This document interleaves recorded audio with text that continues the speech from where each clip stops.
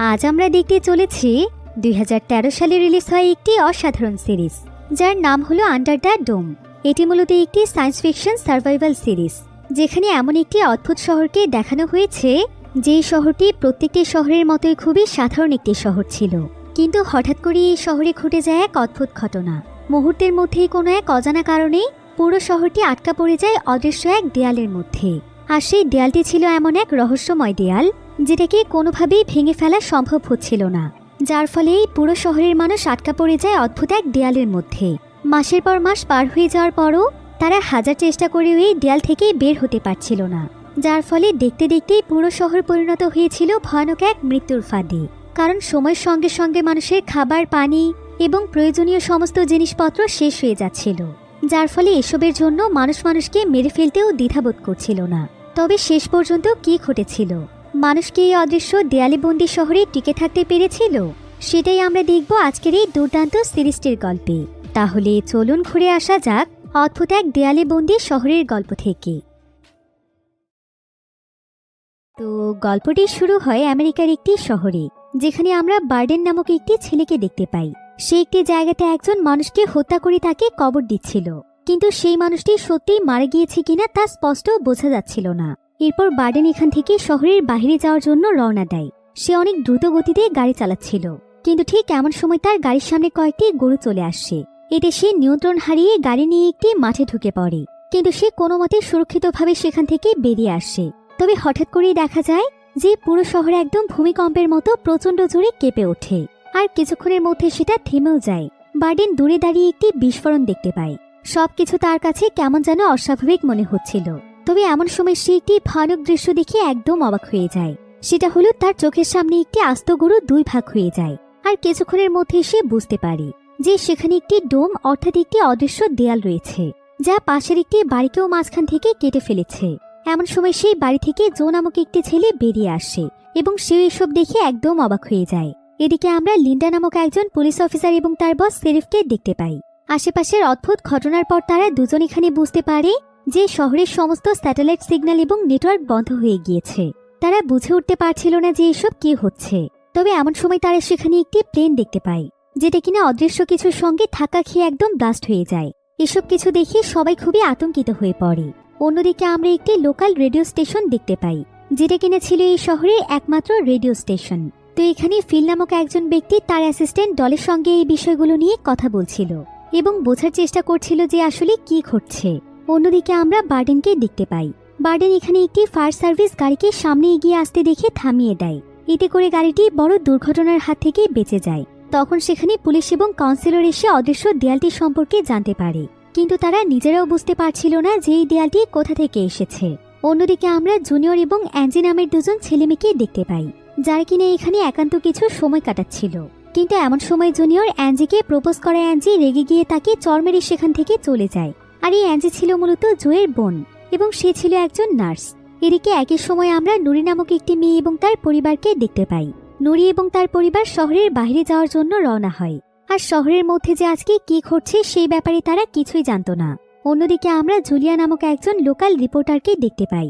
তাকে একজন মহিলা ইনফর্ম করে যে তার প্রোপেন ভর্তি করার একটি ট্রাঙ্ক কেউ একজন চুরি করে নিয়ে গিয়েছে। জুলিয়া তখন বিষয়টি নিয়ে ইনভেস্টিগেশনের জন্য সেখানে চলে যায়। এদিকে নুরির ফ্যামিলি একটি অদ্ভুত ঘটনা দেখতে পায়। তারা দেখতে পায় তাদের সামনের একটি গাড়ি অদৃশ্য কিছুর সঙ্গে অ্যাক্সিডেন্ট করেছে।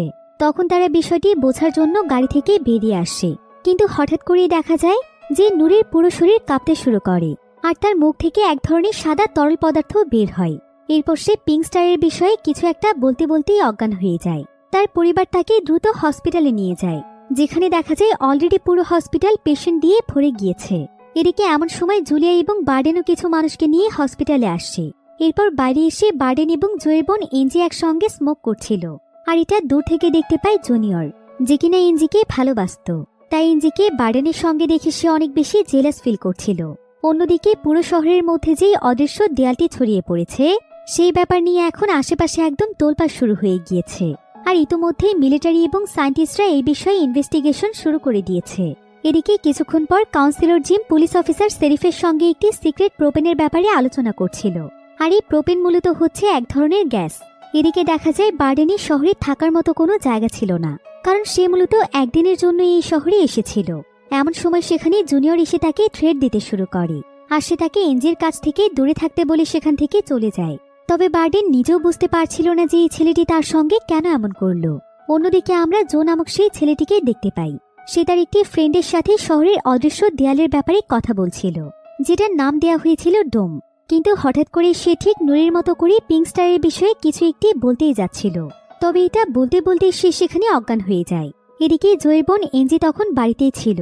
জুনিয়র তখন সেখানে এসে এনজিকে কিডন্যাপ করে একটি পুরনো ভাঙা বাড়িতে নিয়ে যায় আর বলে সে সবকিছু জানে, যে এই শহরে আসলে কি হচ্ছে, এবং এজন্যই তার বাবা অর্থাৎ জিম তাকে শেল্টারের জন্য এটি দিয়েছে।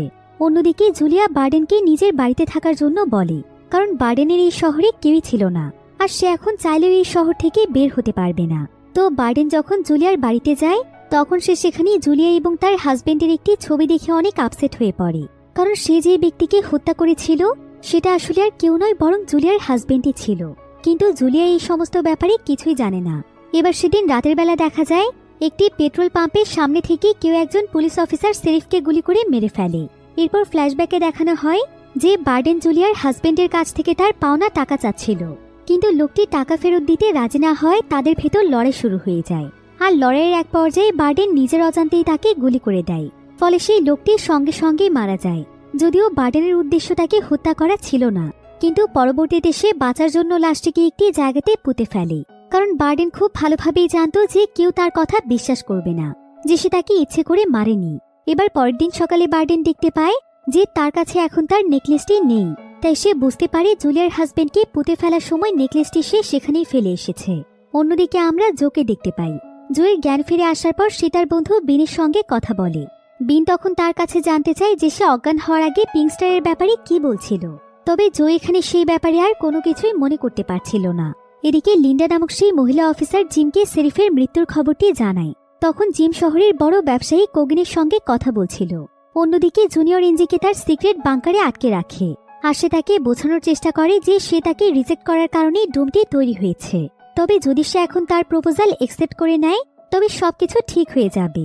কিন্তু জুনিয়রের কথা শুনে এনজি বুঝতে পারে যে জুনিয়র হয়তো তার মানসিক ভারসাম্য হারিয়ে ফেলেছে, আর সে কি বলছে সে সেটা নিজেও জানে না। অন্যদিকে দেখা যায় জিম এবং কোগিন লিন্ডার সামনে শেরিফের মৃত্যুতে দুঃখ প্রকাশ করলেও লিন্ডা বের হতেই তারা গোপনে প্রোপেন ডিল নিয়ে কথা বলছিল। আর এর পরক্ষণেই জিম শেরিফের অফিসে গিয়ে কিছু কাগজপত্র খুঁজতে শুরু করে। লিন্ডা দেখে ফেললে সে বলে যে শেরিফ তার ভালো বন্ধু ছিল, তাই বন্ধুর শেষ ইচ্ছে জানার জন্য সে কিছু পেপার খুঁজছে। কিন্তু আসলে জিম প্রোপেন সংক্রান্ত কাগজপত্রগুলো খুঁজছিল। এরপর সে কোগিনকে শেরিফের বাড়িতে সেই কাগজপত্রগুলো খোঁজার জন্য পাঠিয়ে দেয়।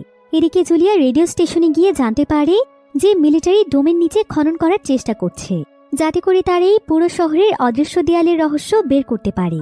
জুলিয়া তখন রেডিও স্টেশনের মাধ্যমে খবরটি ব্রডকাস্ট করে দেয়, তবে এতে করে সবাই অনেক বেশি আতঙ্কিত হয়ে পড়ে। অন্যদিকে জো এবং বিন ডোমের এক প্রান্তে দেখতে পায় সায়েন্টিস্ট সেই অদৃশ্য দেয়ালের মধ্যে পানি স্প্রে করছে। এরপর সেই ডোম ছুঁয়ে তারা বুঝতে পারে যে পানি কিছুটা বাইরে বেরিয়ে আসছে এবং তা খুবই পরিষ্কার, অর্থাৎ ডোমটি মূলত একটি ফিল্টারের মতো কাজ করছিল। এরপর দেখা যায় বার্ডেন তার নেকলেস খোঁজার জন্য সেই জায়গাতে চলে যায় যেখানে তার জুলিয়ার হাজবেন্ডের সঙ্গে ফাইট হয়েছিল। আর সৌভাগ্যবশত কিছু সময়ের মধ্যে বার্ডেন তার নেকলেসটি খুঁজেও পেয়ে যায়। তবে ঠিক এমন সময় সেখানে জুনিয়র এসে তাকে এনজির সাথে ফিজিক্যালি ইনভলভ হওয়ার জন্য ব্লেম করতে শুরু করে। বার্ডেন এতে নিজেও একদম অবাক হয়ে যায়, আর সে জুনিয়রকে বোঝানোর চেষ্টা করে যে এনজির সাথে তার কোনো সম্পর্ক নেই, সে তাকে ভুল বুঝছে। কিন্তু জুনিয়র কোনো কথা না শুনে বার্ডেনকে আঘাত করে সেখান থেকে চলে যায়। এদিকে কোগিন শেরিফের বাড়িতে গিয়ে প্রোপেনের কাগজপত্রগুলো খুঁজে পায় এবং সঙ্গে সঙ্গে সে সেগুলোকে পুড়িয়ে ফেলে। কিন্তু মুহূর্তের মধ্যে আগুন নিয়ন্ত্রণের বাইরে চলে যায় এবং চারিদিকে আগুন ভয়ানকভাবে ছড়িয়ে পড়ে, যার ফলে দেখা যায় আশেপাশে থাকা লোকজন এসে সেখানে জড়ো হয়ে যায়। তারা ভয় পাচ্ছিল যদি কোনোভাবে এই আগুন ডোমে আটকা পড়ে যায়